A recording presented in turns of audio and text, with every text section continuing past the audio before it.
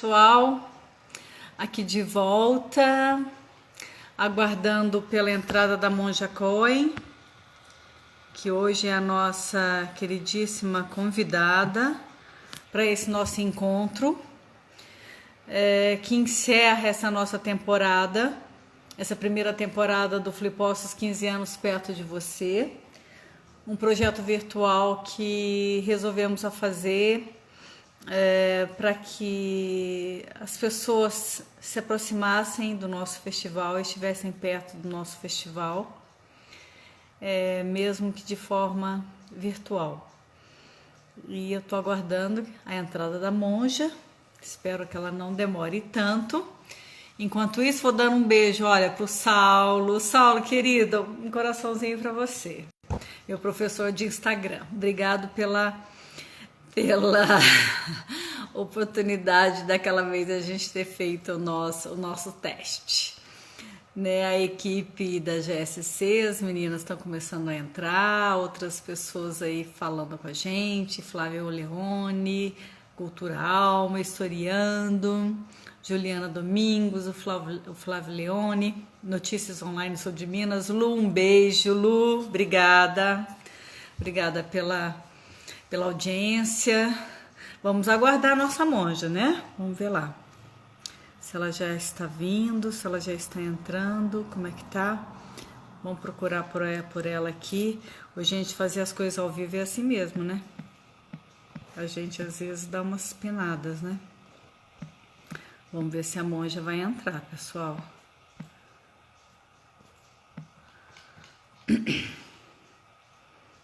Por enquanto ela ainda não aparece aqui para mim. De qualquer maneira, vamos aguardar mais um pouco. Né, se por acaso eu... Ai, parece que ela já tá entrando. Aí a monja entrou. Deixa eu ver aqui. A monja já... Monja, querida. Monja. Oi, Oh, linda! tá vendo? Acabei de sair do encontro. Pois é, namastê, minha linda. Como é que tá, querida? Tudo bem? Que Esse ano, alegria! né? Esse ano é Pois distante, é, né? É. pois é, oh meu Deus, mas a senhora está fazendo muitas lives aí mundo afora, né, monja?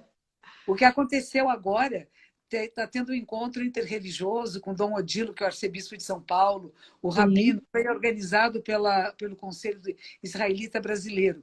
Então, tem um sim, sheik, tem um pastor, tem o pessoal da Sai Bahá'í, tinha eu e tinha o Dom Odilo e o Rabino, né? E eu tive que sim. sair antes, porque eu falei, eu tenho um compromisso. Então, Ai, me que trouxeram, delícia! primeiro falou um pastor, foi tão bonito, e depois o É. pastor foi eu. E aqui E estou. aí, que gostoso. Ô, monja, o motivo desse encontro de agora foi para exatamente para vocês, foi para que exatamente esse Oração, encontro? uma Oração oração mesmo. por todos aqueles que estão sofrendo com a pandemia, por aqueles que já faleceram, por aqueles que neste momento estão passando dificuldades, por todos aqueles Sim, que estão cuidando para que a gente possa ficar em casa e não fique contaminado, por toda a sim. equipe de saúde nacional e do mundo, pelos Que bom. pesquisadores que encontrem as drogas corretas que possam minimizar dor e sofrimento. Então, cada um da Pois sua maneira. Primeiro, o pastor falou, eu só pude ouvir o pastor, porque depois eu tive que sair para cá. Mas o é. Ai, pastor que falou bom. muito lindo, É, pedindo a Deus que olhasse é. por todos nós. Foi muito bonito. A gente tem que rezar muito, né, monja? A gente está passando um momento muito, muito difícil, muito improvável, assim. Acho que ninguém estava esperando por uma pandemia, por uma situação tão caótica como essa, né? Eu acho que espiritualmente está mexendo com todo mundo, não tá? A senhora tem percebido isso? Ah, sim, é muito sofrimento. É muito Muito. sofrimento. Aqui em frente do meu templo, geralmente passam carros, não são ambulâncias, mas passam carros de carregar cadáveres. E a questão é essa: a gente sabe que não é um ou dois cadáveres agora, são muitos. Aqui São Paulo está sendo muito contaminado, por mais que a gente fique em casa. É que tem pessoas que não acreditam em ficar em casa. Tem pessoas que estão saindo na rua, levam criança para passear, ficam jogando bola, andando de bicicleta, Meu Deus. muito pertinho uns dos outros, né? Meu Parece que Deus, a Monja. gente tenta entender isso. Uma é a negação. É tão sofrido, tão doloroso, que eu quero negar. Então, eu vou viver minha vida como sempre vivi. Ou até melhor, Exato. agora não tenho que ir lá trabalhar, eu vou passear, vou andar de bicicleta, vou visitar minha mãe. E a gente fala, não vai visitar ninguém. As nossas visitas agora têm que ser assim, não é? E a Feira do Livro, Flipostos, esse ano é assim. É Ai, conosco assim de nossa, novo. Mônica, eu estava exatamente falando isso agora para o pessoal. Eu falei, poxa vida, né? Um momento tão importante para nós, exatamente na hora que a gente vai comemorar 15 anos do festival, né? Uma data muito importante para nós, em que a gente estaria homenageando as mulheres, né? Um tema muito forte, muito importante, oportuno e com uma grade de programação belíssima, com convidados maravilhosos. E, infelizmente, a gente não pôde fazer, mas de alguma maneira a gente achou um meio termo, assim, muito abaixo da expectativa. Lógico que nada como contato pessoal, a senhora sabe disso, o quanto é importante, né, o contato pessoal. Mas virtualmente a gente conseguiu fazer uma semana muito bonita, muito bacana, muito diversa, com vários debates, com pessoas bem importantes. Inclusive as pretinhas leitoras mandaram um beijão para a senhora, lá do Rio de Janeiro. Elas gostam muito da senhora. E fizemos debates e conversas muito, muito proveitosas, né? Agora me fala uma coisa, Monja, já que a senhora fala de Flipostos, a senhora é uma das pessoas que mais frequentou o Flipostos, é a nossa principal habituê do Flipostos. O Flipostos foi o primeiro festival literário que a senhora participou? Quando a Foi. senhora começou em 2010? Foi, né? Foi o primeiro. Foi o primeiro que eu fui muito bem recebida, não só por você, pela equipe que organiza, mas um público maravilhoso, surpreendente, que lotava os espaços, né? Foi muito, muito agradável. E eu sempre gosto de falar para as pessoas o que eu falo, tanto ao vivo como nós estamos assim, virtualmente, é que tem que meditar, gente.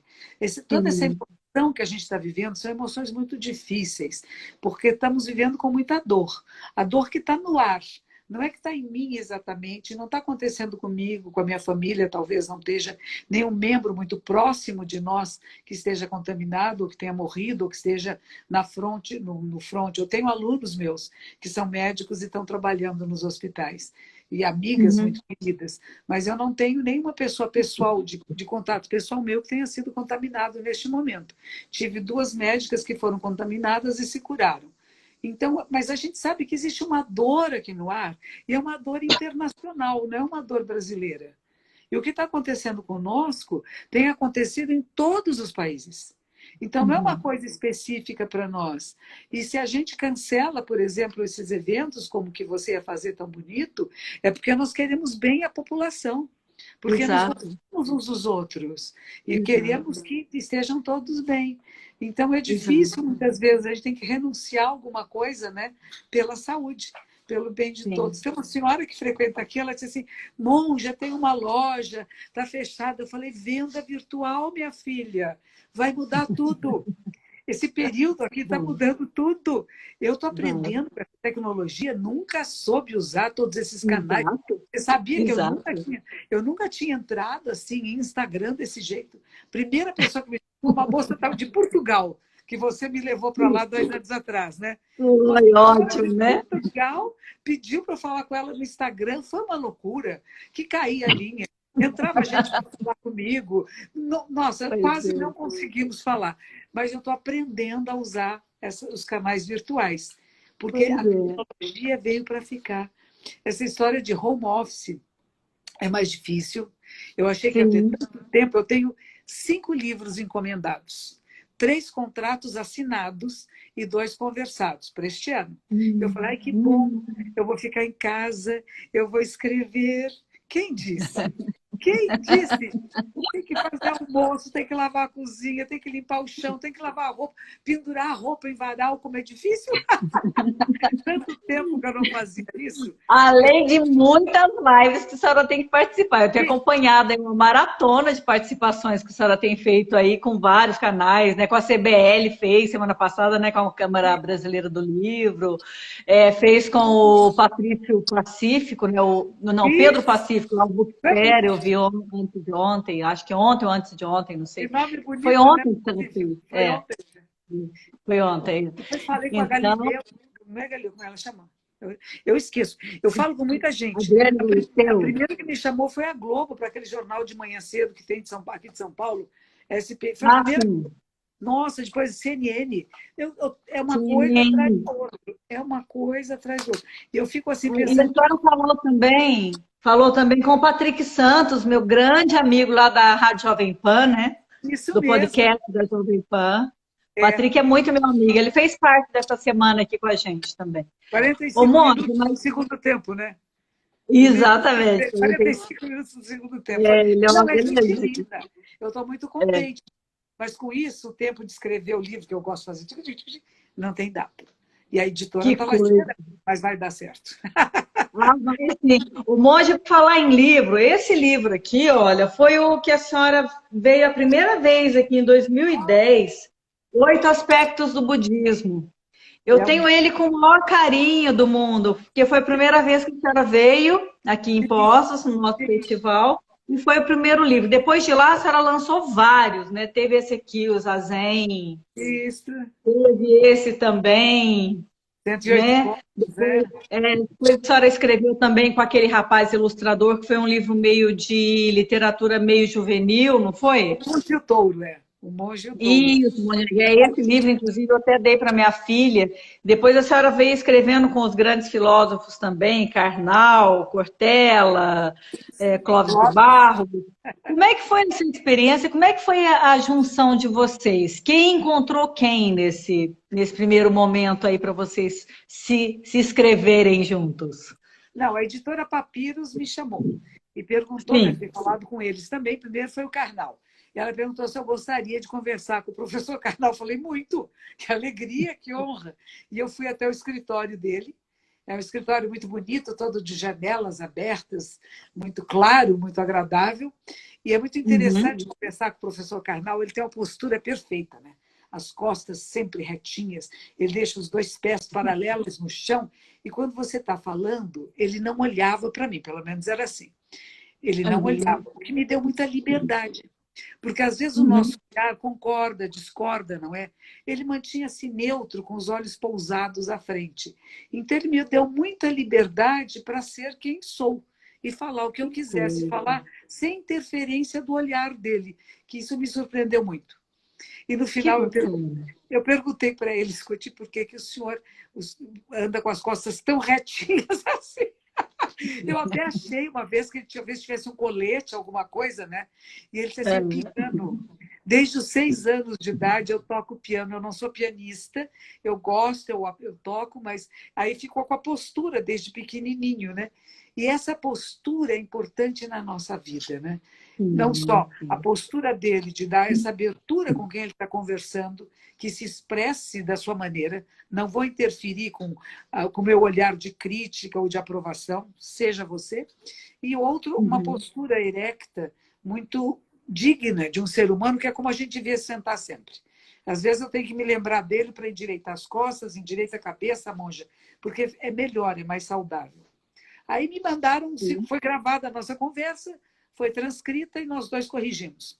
Quando lançamos o Uhum. livro em São Paulo, na Livraria Cultura, a moça da Livraria Cultura ficou muito surpresa, que foi a maior venda que já tiveram desde que a Livraria Cultura foi estabelecida. Nunca, num lançamento, venderam tantos livros. Acho que foram 1.500 livros no primeiro Coisa dia. linda. Foi muito Eu bonito. acredito. Foi muito Uhum. bonito. E E depois depois tivemos com com Cortella, também a moça da editora me convidou que eu fosse conversar com o professor Cortella, e eu conheci o Cortella há muitos e muitos anos também, como conheci o professor Karnal há muitos anos, quando fui na Unicamp, era outro momento. E neste, o professor Cortella também. Ele tinha um programa de televisão na PUC. Quando eu voltei do Uhum. Japão para cá, fui convidada. Eu e era um físico. Foi muito interessante. Então, foi um reencontro depois de muitos anos. E às vezes eu encontro, nós moramos no mesmo bairro. E às vezes estamos em Sim. mesmos restaurantes. Na hora do almoço, que às Assim. vezes eu saio com a minha filha, com a minha neta, e lá encontrava ele. Então, a gente tinha Uhum. quando se encontrar por aí. E fui no escritório dele, que eu tenho uma das coisas muito boas do escritório dele, tem um quadrinho que diz assim: aqui só aceitamos erros inéditos. Ou seja, não repito o erro. Foi muito bom. E queriam que a gente falasse sobre virtudes. E o professor Cortella começou a falar, e eu me maravilhando, né? Porque é uma aula, estar perto dele é ter aula de filosofia. Né? E é uma benção. E eu lá em silêncio. E tinha uma aluna minha que foi comigo. E depois teve um pequeno intervalo. Quando acabou o intervalo, a minha aluna virou-se para ele e disse assim: professor, o senhor não vai deixar a monja falar? Eu quase morri. Eu queria entrar embaixo da mesa, queria me esconder, porque aquilo estava tão bom. Eu não queria falar nada. Eu queria ficar ouvindo ele falar, porque eu falava algumas coisas, pequenas interferências, né? Mas o prazer de ouvi-lo era mais importante do que eu ter que... Eu podia me manifestar depois, tanto faz. Ele ficou meio embaraçado, eu também fiquei, aí falei algumas coisas e marcamos um segundo encontro. O professor Karnal, 4 horas é suficiente. O professor Cortella, mesmo antes de me encontrar, disse assim: 2 encontros de 4 horas, senão não vai dar certo. E depois disso... Aí eu fui estudar para falar com ele, você pensa? Eu fui estudar direitinho. Eu fui procurar algumas coisas que ele tinha dito. Foi bom, foi muito bom para mim. E na segunda vez, então, eu pude falar um pouco mais, estar mais dentro do ambiente que era proposto para o nosso livro. E ele, então, sugeriu que o nome do livro não fosse Virtudes, mas que fosse nem anjos nem demônios, a humana escolha entre virtudes e vícios. E é uma joia. Ele lançou com Postos esse livro. Foi quando a senhora não pôde vir, ele veio, e eu até tinha falado com a senhora para a senhora vir, para vocês fazerem juntos o lançamento, e ele acabou vindo, porque o Cortella também é o segundo habitué do Flipó. A senhora é o concurso e ele depois a senhora é o que mais já veio aqui. E eu lembro desse livro, foi lançado aqui em Postos, realmente. Foi sim, eu não pude ir. É isso mesmo, ele foi, eu não pude ir. E depois eu fiz com o professor Clóvis de Barros Filho, aí já foi outra editora, a editora Record, que me chamou para se eu queria conversar com ele, e também fiquei muito contente, porque eu tinha conhecido o professor Clóvis em Uberlândia. Teve um congresso em Uberlândia, em que nós dois éramos palestrantes. E ele fez a palestra antes de mim.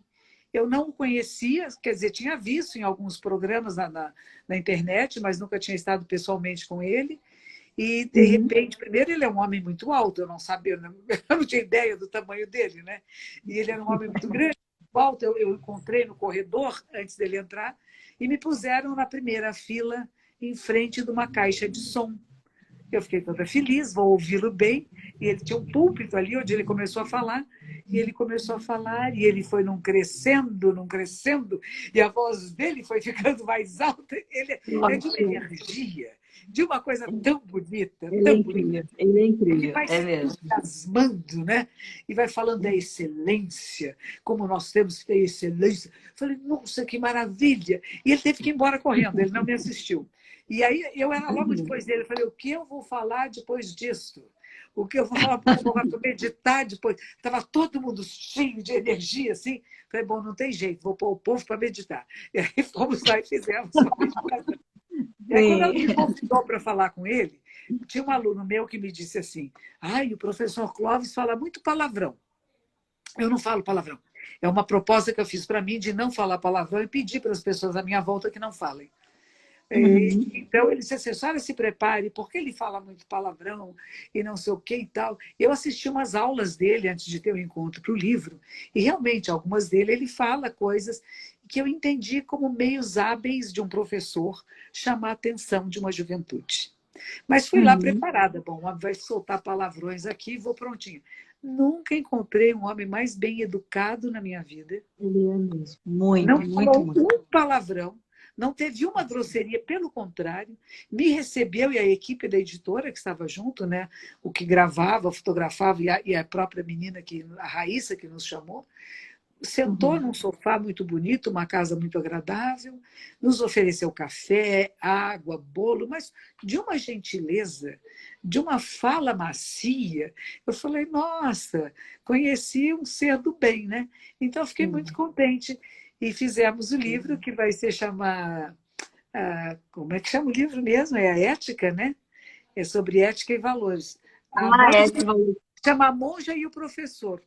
A Monja e o Professor, exatamente. A Monja e o Professor. É esse aqui. A Monja e o Professor. É, É um a livro que monja. não é muito grande, é muito agradável. Foi uma conversa deliciosa. Para mim, como sempre, eu aprendi muito com esses 3 professores que eu encontrei. E Uhum. alguns deles depois vieram falar comigo sobre meditação. O professor Clóvis até veio aqui com a esposa dele e fizeram meditação aqui no templo. E eu acabei oficiando o casamento dele. É um segundo casamento. Ai, que lindo! Me Que pediu, eu bacana, fiquei muito monja. honrada, né? A gente Que criou novidade um boa. vínculo bonito. Uhum. Então, através da literatura, do livro, a gente vai Sim. criando vínculos que não Muitos existiam encontros. antes. Não é Exato. Ô, bonito? monja, esses livros que a senhora disse que está preparando agora para esse ano, vai ser pela Papiros também? Pela editora Papiros? Esses 2 próximos Não, livros que não. a senhora É mencionou? da Planeta. A Planeta foi a primeira Ah, da editora que Planeta. eu trabalhei. O primeiro livro foi a Sei. Sabedoria da Transformação. Nós levamos para Portugal aquele outro livro que é O Sofrimento é Opcional, que foi traduzido. Isso.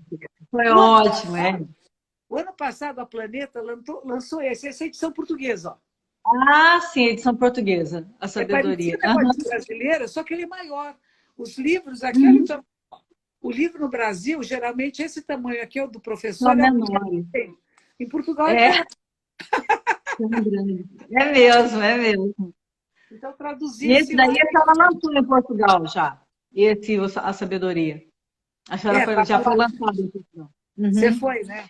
Então, e esse Fui, ano eu fui. iria de novo, e a editora Planeta se comprometeu a traduzir para espanhol o Zen para Uhum, Caídos, que é um livro que aqui está vendendo bastante. É um livro que eu fiz uhum. na Rádio Vibe Mundial, de pessoas conversando comigo, fazendo perguntas, e ele é quase. Lembra que eu lancei aí?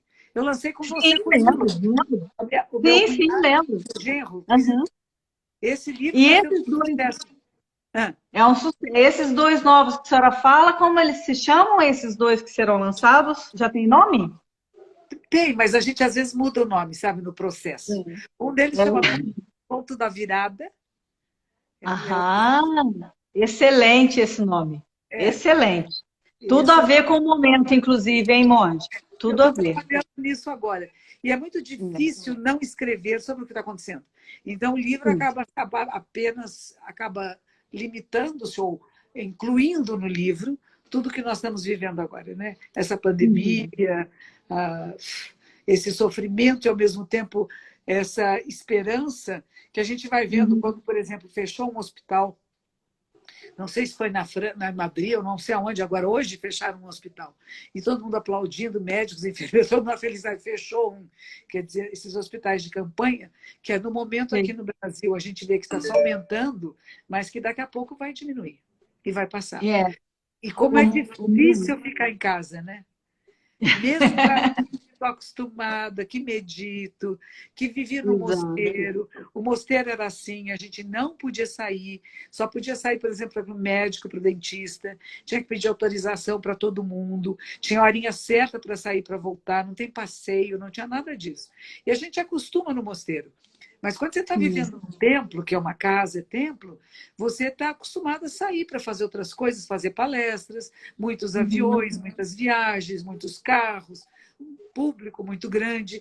E a gente percebe que o público é muito estimulante para a palestra, né? Porque você vê a carinha de várias pessoas e você vai percebendo como é que esse auditório está. Não tem uma palestra Uhum. pronta que você pega e lê. Né? Você vai sentindo o Exato. público. Vai sentindo energia. A Isso. energia é uma troca, né? E, de repente, Exato. tem algumas empresas que estão pedindo para eu fazer palestras virtuais. E, com Ah, isso, sim. eu sempre interajo com uma pessoa da empresa, porque senão é muito vazio, né? Eu olhando para Muito mim, bom. assim, não dá. Ô, Monge, como é que a senhora consegue manter a mente quieta e a espinha ereta nesse burburão todo, nesse burburinho que é a sua vida, e correria, e palestra, e livros, e entrevistas e tudo mais? Como que a senhora consegue manter o centro? Porque é tão difícil, né? Porque a meditação, ela vem prioritariamente da mente silenciada, acalmada. E a senhora vive esse turbilhão, a vida da senhora é muito pop, muito agitada. Como que a senhora faz? Porque isso é legal as pessoas saberem, que a gente vive num mundo muito louco, né? Como que a Não, gente pode acalmar a mente? Não, não é que a gente acalma a mente, a gente percebe a mente. Eu ia mandar uma mensagem para você que eu não mandei. Então, agora eu tenho que tirar isso daqui, porque eu ia mandar convidar pessoas para participar e não estava conseguindo. Agora eu vou conseguir. Espera um pouquinho. Eu tinha que apertar só por que não tem aquele lugarzinho que eu possa apertar e chamar a gente. Agora que eu achei. Eu estava mandando mensagem para você para dizer que eu já estava aqui. A minha mente, ela não é quieta. Ela não é quieta o tempo todo, nada. As pessoas pensam, a monja, ela vive em paz e tranquilidade. Vive nada, a monja vive de altos e baixos. A diferença é que eu percebo isto, talvez seja esta. Não é que a mente para, cessa, eu vivo só em silêncio absoluto, em plena contemplação e equilíbrio. Não, eu saio do equilíbrio, eu percebo e eu tenho notado que o que faz esse isolamento, eu estou mais sensível para a alegria, para a tristeza, para a impaciência. Tudo isso faz parte. Eu não sou um ser separado, eu sou um ser humano. E eu sinto as coisas que todos nós sentimos. E nesses momentos que eu estou sentindo, eu tenho que estar presente. E, por sorte, eu vivo aqui com a minha aluna, uma discípula minha, que também é uma professora, e nós podemos perceber uma na outra as nossas mudanças de humor, que é natural. E o que a gente faz, a gente brinca com isso. Sabe? De dizer, nossa, agora olha como você está brava, hein? E ri. Então a braveza vai embora. Então a gente não retroalimenta uma na outra o mau humor, a raiva e qualquer coisa, cada uma vai para o seu quarto, né? Quando a coisa fica muito quente, cada um vai para o seu quarto. Então a gente tem uma maneira de viver que é possível. É possível viver em harmonia. Eu digo, a pessoa que às vezes está com muitos familiares em casa e que não tem afinidade com a família. Pensam de forma diferente, têm objetivos diferentes, e um quer convencer o outro do seu ponto de vista. Não é hora de fazer isso nessa pandemia, nesse isolamento, porque vão ficar infelizes. Cada um mantém a sua maneira de ser, respeite o outro na sua diferente maneira de religião, de leitura, seja do que for. Tá bom, você é assim, eu sou assim. Agora, se você sente prazer no que você faz, imediatamente a pessoa que estiver próxima vai chegar. O que ela faz que ela fica tão alegrinha? É como a gente faz com criança. Por que criança vai meditar com os pais? A criança só irá meditar perto dos pais se achar que o pai e a mãe, quando estão meditando, estão bem, estão alegres. Não está dizendo, vai embora, tenho que meditar, não me atrapalhe. Se fizer isso, acabou. É o contrário. Sim. Chegou, sim. Afago. Oi, bem-vinda. Quer sentar do lado da mamãe? Quer sentar no colinho? Senta aqui junto, vamos ficar quietinha. Vamos perceber se tem passarinho. Depois você me conta que passarinho você ouviu. E você traz a criança para cá. Para quem trabalha, é a mesma coisa. Tem uma aluna minha que disse, monja, não aguento, meu filho não me obedece, fica pulando o tempo todo. Falei, que bom, é uma criança inteligente, está feliz de estar em casa com a mamãe e com o papai. Vocês têm que se revezar, pai e mãe, a cuidar dele, para que você trabalhe, para que seu marido trabalhe. É só revezar horários. Mas quando ele chegar, acolhe. Nunca diz, vai embora, você me atrapalha. Nunca. Porque é um momento importante agora. Não convivíamos mais com nossos filhos. Exatamente. Sai de manhã cedo para trabalhar, a criança vai para a escola, no fim da tarde um dos pais que vai buscar, o outro chega mais tarde, às vezes jantam juntos, às vezes tomam café da manhã juntos. Então não sabem mais se relacionar com a criança. Então isso aqui está nos dando de novo uma oportunidade de refazer laços familiares, laços com as pessoas com quem vivemos e até conviver com o diferente, com aquele que não é como eu gostaria que fosse. Porque às vezes é a mãe que gostaria que o filho fosse diferente. Não queria que meu filho fosse do jeito que ele é, as escolhas que ele fez eu não concordo. E na convivência fala, nossa, que bom que você existe, né? E do jeito que você é. É isso que a senhora está falando, que é extremamente importante, que a gente está resgatando realmente esses laços familiares nesse momento. Estamos sendo obrigados a isso, na verdade, né? E isso, por um lado, é muito bom, mas, por outro lado, tem causado muitos problemas. Me ocorre agora uma situação terrível, que é a questão da violência doméstica, né, monja? Aumentou significativamente a questão da violência doméstica. Isso me deixa amargurada, porque é uma situação que eu fico tentando imaginar como que as mulheres, as crianças, as meninas, sobretudo as mulheres, as esposas, meninas e os filhos, né? E muitas vezes filhos pequenos também sendo abusados. Então, é uma coisa terrível, Monja. O que a É. gente poderia fazer para tentar ajudar de alguma maneira? Ou, enfim, como que a senhora Então, o que você fala é bem fala verdadeiro. sobre isso? É bem verdadeiro, a gente fala de feminicídio, e o feminicídio começa com isso, com o abuso moral, com o abuso sexual. A maioria dos abusos são do masculino para o feminino, embora haja também abusos do feminino para crianças ou para homens. Mas a maioria geralmente ainda é desta limitação de percepção do homem em relação à mulher. E eu costumo dizer que isso vem desde a hora, é muito antigo, quando você pensa, e foi um padre que me falou isso, quando você pensa nos mandamentos da Igreja Católica, o 9º mandamento é não desejar a mulher do próximo, mas era não desejar a propriedade, o gado e a mulher do próximo, porque é a mesma coisa. É sua propriedade, é seu bicho. Então, é minha e não é de ninguém mais. Na hora do casamento, o noivo entra com a noiva e a noiva entra com o pai. Então, é um homem que vai entregar a menina para outro homem. Não está certo isso. E ela vai mudar de nome. Ela vai de branco. Não é virgindade isso. Branco é, eu não vou mais usar as cores da minha família. Porque antigamente era assim, as famílias tinham brasões, tinham cores. Então, a minha família é vermelha, a minha família é do azul, a minha família é do verde. Então, ela iria vestida com a cor da família. De repente, ela tira as cores, porque ela vai se tingir das cores da família do homem. Ela vai se moldar a ele, ela vai se moldar à família dele. E não é mais assim. Eu falo para as pessoas, gente, o primeiro dia que o seu namorado ou o seu ficante foi em casa e você perguntou, quer um copo d'água? Ele disse, quero. Você diz, pegue e traga um para mim. Porque na hora que a mulher levantou-se e pegou o primeiro copo d'água, ela se submeteu a vou fazer isso sempre para você. Estarei te servindo. E eu perpetuo um relacionamento que não é saudável. Porque nós precisamos da equidade. Equidade não é igualdade. Não somos iguais. É uma benção que não somos iguais, somos diferentes. Não só fisicamente, mas temos olhares diferentes para a realidade que pode aumentar as possibilidades de ganho para a sociedade como um todo. E há grandes antropólogos que dizem isso, que se na África as mulheres tivessem equidade, a África não seria um país tão pobre. É porque as mulheres não podem estudar, não podem trabalhar, não podem ter profissões. Em alguns países não podem andar no mesmo carro que um homem. Você já viu isso, umas mulheres de burca que têm que andar no táxi, no porta-malas, porque elas não podem sentar dentro do carro?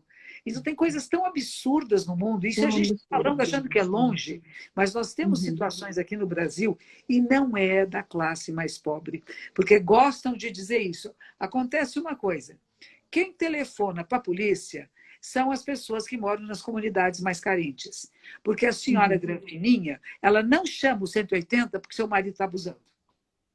Ela recebe o abuso, ela diz que caiu no banheiro, vem com o olho roxo porque se machucou, não quer contar para a família, não quer contar para ninguém porque é vergonhoso. E se o marido, ou o tio, ou o primo, ou o avô abusa do filho, ela cobre, finge que não. Então, o que tem que parar é com isso. Seja qual for a classe social, começou a ter o primeiro abuso que teve, separa-se. Eu uma vez fui casada, eu casei algumas vezes. Uma vez eu fui casada com um moço que eu gostava muito dele. Mas eu já tinha sido casada antes, eu tinha uma filha. Foi meu segundo casamento. E eu tinha uma filhinha de 2 anos que adorava ele. Então, nós vivíamos como uma família feliz. E um determinado dia, ele começou a falar de uma antiga namorada dele. E eu fiquei enciumada. Então, eu falei do meu ex-marido. Eu estava deitada na cama. Ele me tirou da cama e me jogou no chão. Eu fui embora e nunca mais voltei. Eu sofri muito, eu gostava muito dele. Nós tínhamos acabado de montar um apartamento, tínhamos acabado de nos casar. Ele era um pai amoroso para minha filha, mas eu falei, nunca mais. Porque um homem que pega uma mulher e joga no chão, ele vai bater depois. E ele pode até matar. Vai matar. Ciúmes muito grande de que eu tinha casado antes. Mas eu casei antes, para que eu vou fazer? Essa era a minha vida. E eu era Mentira, bem novinha, eu tinha muito. 19 anos, eu casei com 14, eu tinha uma filha com 17, eu estava com 19 anos de idade, era uma menina. Mas eu falei, eu não posso permitir isso, porque a primeira vez que se permite é para sempre. Começa Com daí. A certeza, primeira com vez que vem certeza. uma agressão, tem que dizer não. Não e Exato, não. Não posso exato, admitir isso. Fiquei muito exato. triste, sofri muito, foi muito difícil, mas meus pais me respaldaram e disseram, não, minha filha, não pode, não pode mesmo. Não pode Sim, admitir com uma situação certeza. dessa.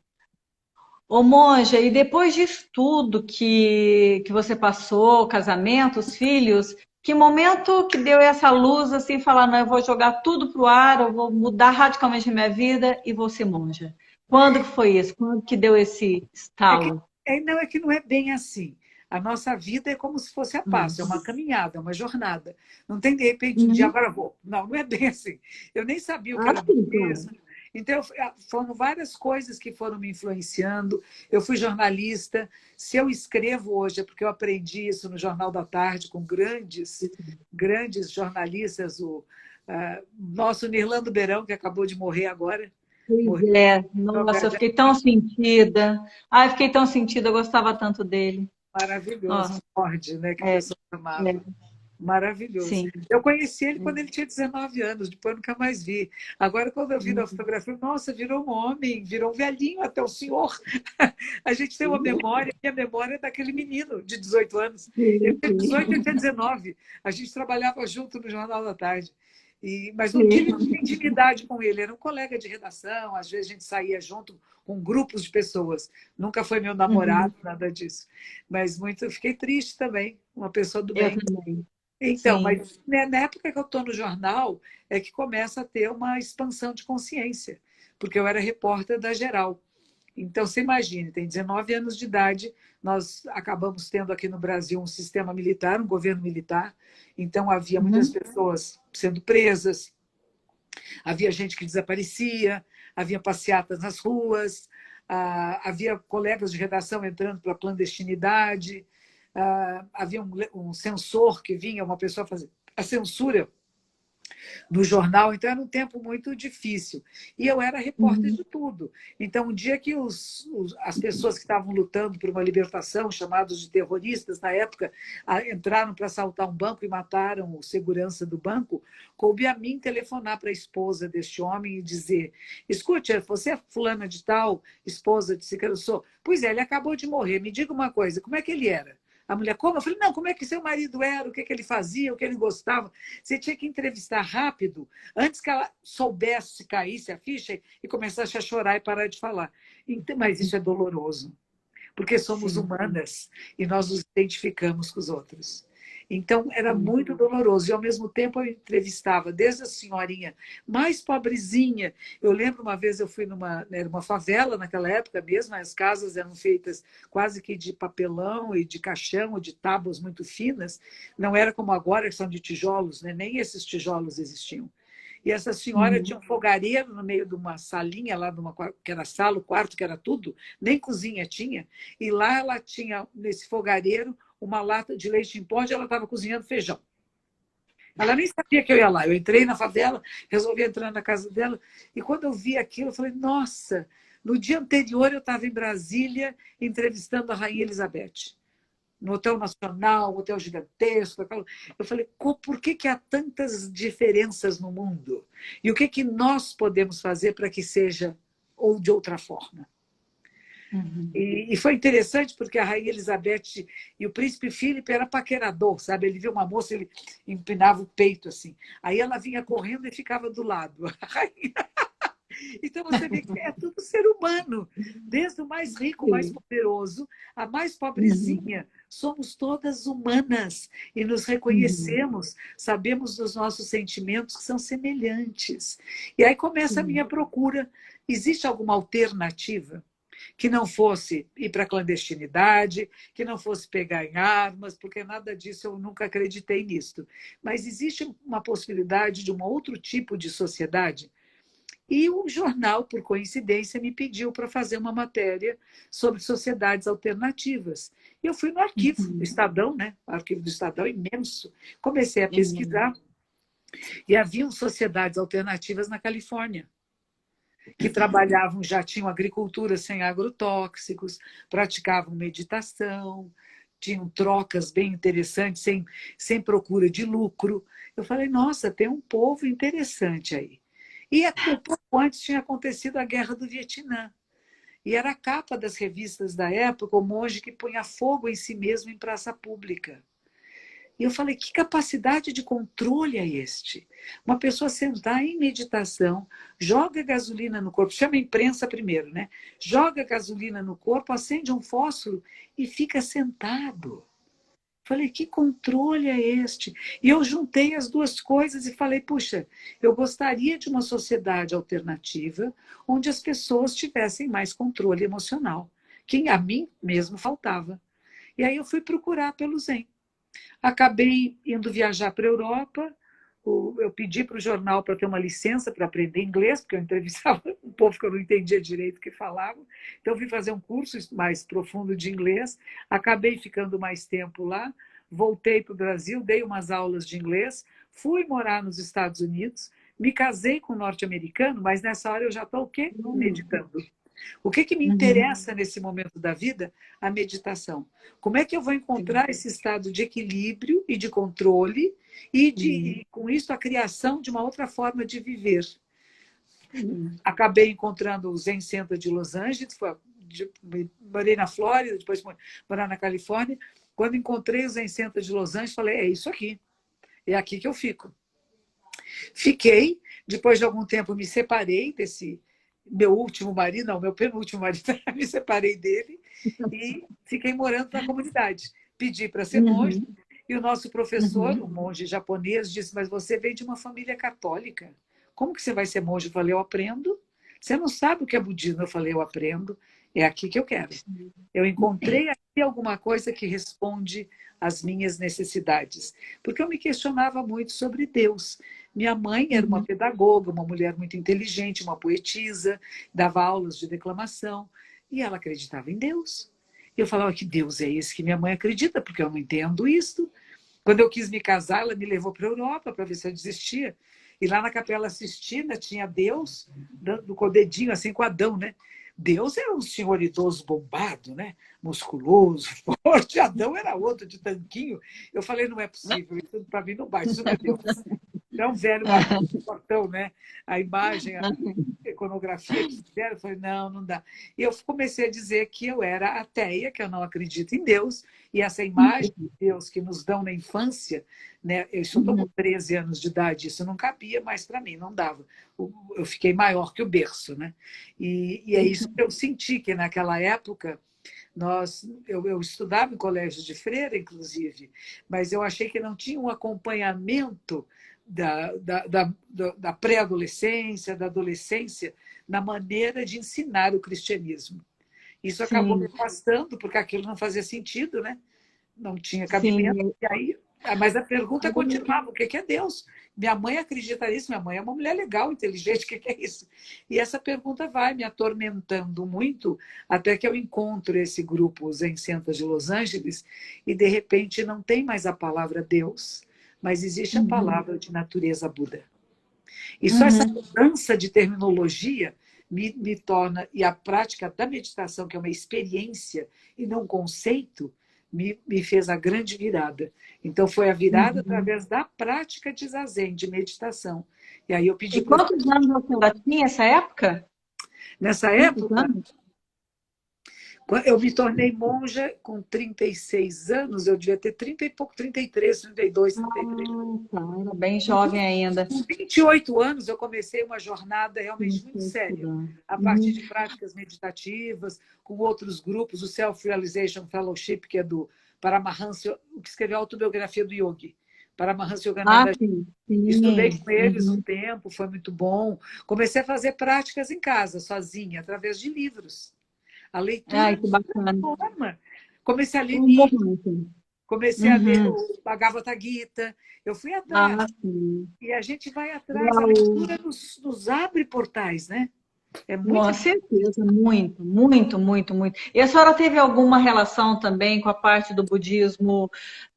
Porque a senhora estudou mais no Japão, né? Depois a senhora foi fazer na vida monástica, a senhora acabou entrando no Zen budismo, que foi no Japão. Mas a senhora teve alguma relação ou teve alguma influência do budismo também, é, do nosso, como é que ele chama, gente?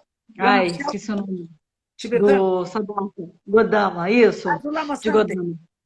Do Uhum, Lama Santen. Eu conheço muito o Lama Santen. Lama Santen uhum. foi primeiro zen budista. E depois, quando o Isso. Shagdu Rinpoche chegou no Rio Grande do Sul, ele se encantou por Shagdu Rinpoche e se tornou discípulo dele, porque não tinha mais Uhum, professor zen budista, não tinha um monge zen budista em Porto Alegre. Então ele se uhum. encantou e se mudou de ordem. Conheço muito lama, não, nunca pratiquei o budismo tibetano. E Ah, tá. quem morreu agora, dia 18 de abril, foi Lama Ganchen. Lama Ganchen Ah, era o professor do Lama Michel. Lama Michel é eu considerado lembro. um cu, um renascimento, uma reencarnação de um monge tibetano que teria sido o professor do Lama Ganchen. O Lama Uhum, Ganchen veio ao uhum. Brasil convidado pela Bel César, que é uma escritora, né? Que ela escreve muito sobre o luto, ela é uma psicóloga. E ela Uhum, trouxe o uhum, Lama porque ela gostava do budismo tibetano. E disse que quando o Lama uhum, chegou na casa dela, olhou para o filho, que era uma criança, e disse: ele é um uhum. tucu. Ele tinha os objetos, pôs o menino, identificou. E aí a mãe chamou meu filho. O Lama disse que você é um tucu. Ele falou assim: ai, que bom, deixa eu jogar bola. Enfim, a vida dele continua a mesma. Em determinada É. idade, foi solicitado que ele fosse estudar com os grupos tibetanos, que nessa época Dalai Lama está morando em Dharamsala, na Índia, e o Ah, pai, que é o sim. Daniel Kalmanovitz, o Daniel foi junto. O Daniel disse: eu vou deixar o menino sozinho lá de jeito nenhum, eu vou junto. Deixa eu ver o que é isso. Quando ele viu que o filho estava bem, que tinha aprendido tibetano, que estava feliz de estar no mosteiro, o Daniel voltou. E aí começa o treinamento todo do Lama Michel, que uma parte foi em Dharamsala, na Índia, com Sua Santidade o Dalai Lama, e depois ele vai para a Itália Uhum, com o Lama Ganchen. Lama Ganchen morreu uhum. de coronavírus na Itália. Meu E o Deus. que eu achei Ô, mais monge. interessante, agora eu vou contar uma coisa meio Uhum, mística para você, porque eu achei lindo. uhum. Tem uma aluna minha que está em Portugal, ela está morando no Porto Uhum, agora, é uma atriz, professora de dança, uma pessoa linda. E ela me disse assim, na hora que me contaram, na hora que o Lama Ganchen morreu, no céu em Portugal apareceram dois arco-íris. Um era um círculo perfeito e outro era daqueles arcos enormes. Eu falei, que coisa bonita, né? E desde o demais. dia que ele morreu, diminuíram as mortes na Itália. Eu falei, será que todos os seres iluminados vão precisar morrer para ir lá Meu Deus. para ir lá para o céu e dar um jeito nisso? Porque o que foi? Meu Deus. Ô, Ele era um monge. que cuidava muito da cura, sabe? E Sim. ele criou uma fundação pela paz mundial. Então era muito especial, não era um monge qualquer, um lama qualquer. Era de uma grande linhagem e agora nós temos um monge brasileiro que é o herdeiro Uhum, dessa linhagem, que é o Lama Michel. Muito bem, vamos uhum. adiante. Ô, Nunca monja, não, eu queria só fazer uma analogia. Como a senhora foi formada na religião católica, como a senhora mesmo colocou, a sua mãe acreditava muito em Deus. A senhora agora é uma monja budista. É, na religião católica, nós católicos, quando lemos a Bíblia, a gente olha tudo isso que está acontecendo no mundo, é como se fosse alguma coisa que já estivesse sendo previsto por Deus na Bíblia, na profecia, que é um castigo, né, para a humanidade diante de tudo que está sendo feito e que, né, e a destruição do planeta e tudo mais. Quer dizer, tem uma pegada espiritual dentro da religião católica. Isso é como se fosse um alerta que Deus estivesse dando para a gente. No Zen budismo, qual que é a visão de vocês em relação a tudo isso que está acontecendo? Existe alguma coisa traçada? Eu diria, não, traçada não. A gente não diz que não há nada fixo nem nada permanente e que nós Uhum, transformamos a realidade. Existe uma coisa chamada karma, que são coisas que você vai fazendo, repetindo e vão ter reações. Tem causa, uhum, condição e efeito. Nós criamos muitas uhum, causas que não são benéficas. Nós vamos invadindo o meio silvestre. Questiona-se ainda se o vírus foi do morceguinho ou não, né? Mas vamos imaginar que tenha sido do morcego, que seja verdade. Tem uma uhum, antropóloga brasileira, eu não me lembro o nome dela, em que ela diz o seguinte: morcegos são animais muito sensíveis. Tanto que eles têm uma sensibilidade de raio, né, que não enxerga, mas sente e tal. Uhum. Eles Uhum. nunca ficam presos. E, de repente, puseram um bando de morcegos dentro de uma gaiola para serem mortos. E eles estão sabendo o que está acontecendo. Então, eles entraram num estado de estresse muito grande. E o vírus que habitava neles e que para eles não causava doença nenhuma, no momento que o animal está muito estressado, ele pula fora. E ele vai procurar um outro hospedeiro. E ele encontrou numa célula humana uma possibilidade de continuidade da sua existência. Ele não é um organismo vivo. Ele é uma molécula de uma proteína coberta de gordura. Não é um organismo. Por isso que diz, se você lavar a mão com sabão, a gordura sai e a proteína se desfaz. Ele deixa de ser um vírus. Ele desaparece por si mesmo. Você não mata nada, é só água e sabão. Por isso fala, lave a mão com água e sabão. É mais importante o sabão até do que a água. A água está suja, não tem importância. Tem sabão, passe sabão. Então, isso é uma das coisas importantes de pensar. Então, o budismo vai dizer, tem um karma coletivo, sim, de nós não termos cuidado da natureza. A gente foi tão pensando em ganância, raiva e ignorância, né? Lucro, que vantagem eu tenho, o que eu vou ganhar com isso, como é que vai ser melhor para mim, que não prestei atenção no que estava à minha volta. E isso que estava à minha volta foi ferido, foi magoado, e agora vai voltar para mim. Porque é como um bumerangue. O que eu jogo nesse universo vai voltar para mim. Se nós nos arrependermos, se esta pandemia for para nós um momento de reflexão profunda, dizem que o maior buraco de ozônio fechou. Fechou, porque não tem poluição. As águas de Veneza têm peixinho, porque era imundo aquilo, fedia, né? Está limpo. Exato. O céu aqui em São Paulo, que é uma das cidades mais poluídas, está azulzinho, limpo, pores de sol vermelhos maravilhosos. Não de poluição, de luz. Então, tem animais, pássaros cantando, insetos que eu não via desde a minha infância, estão aparecendo, que não tinha mais na cidade. Então, a vida está retomando. Sim. Nós paramos de poluir. Então, se a gente aprender com isso alguma coisa, nós vamos ter que viver um pouco diferente do que vivíamos anteriormente. Talvez menos viagens de avião, menos viagens de carro. Vamos ter que pensar um pouquinho mais. Como é que nós estávamos vivendo, que levou a essa pandemia, e como que podemos viver?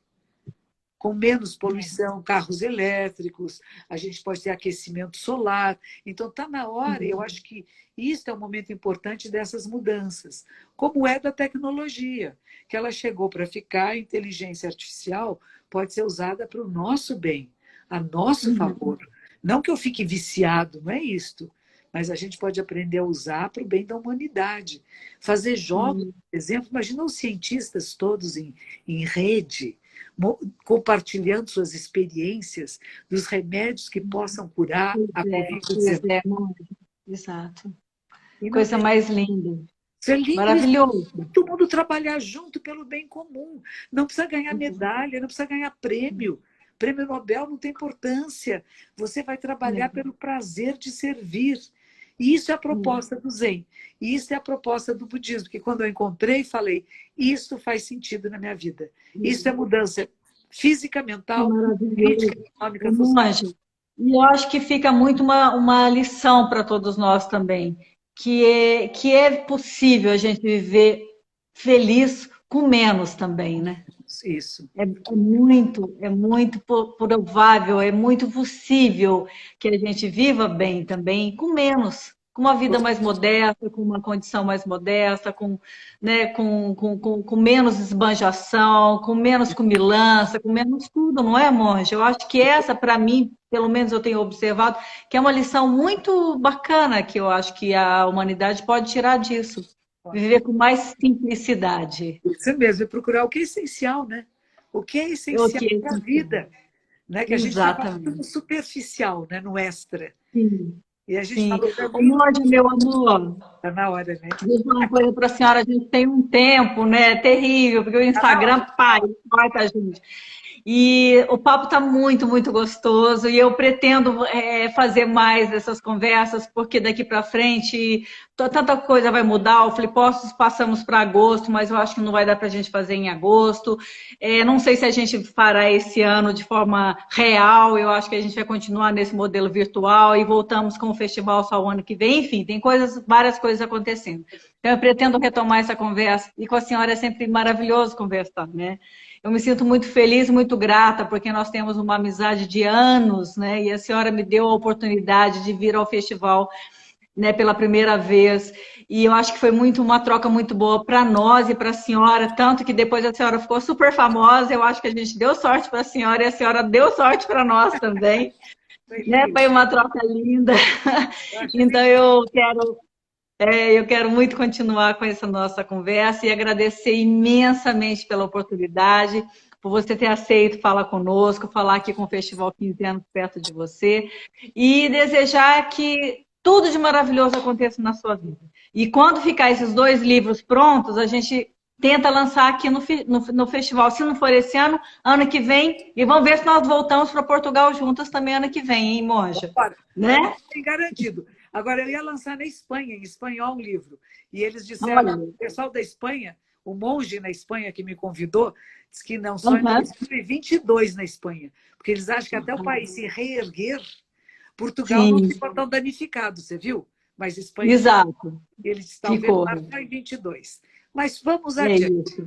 Sempre vamos adiante para nós. Felicidades a você. Flipostos vai continuar por muitos e muitos anos. O que você iniciou continuará para sempre. Parabéns. E continue. Amém, muito obrigada pela oportunidade. Agradeço a todas as pessoas que estiveram aqui conosco. Foram muitas, muitas pessoas mandando um beijo imenso para a senhora. São super fãs da senhora também. Depois, essa nossa conversa vai ficar disponibilizada no Stories do Flipostos. A senhora também pode assistir, que aí a senhora vai conseguir ver todos os comentários aqui das pessoas. E quem não conseguiu ver agora, assiste no Stories, vai ficar disponibilizado durante 24 horas. Depois a gente vai disponibilizar essa nossa conversa no nosso canal YouTube do Flipostos também. E para quem ama a Monja como nós, pode segui-la nas redes sociais, né, Monja? A senhora tem um monte de redes sociais, tem tudo aí disponível para as pessoas, né? Está disponível aí. No YouTube está cheio de coisa, tudo gratuito, maravilhoso. Até breve. É isso, muita saúde. Beijinho. Amém para nós todos. Monja, fica com Deus, felicidades, tá? Você também. Mande entrega sempre. Saúde. Beijo, meu amor. Fica em casa, gente.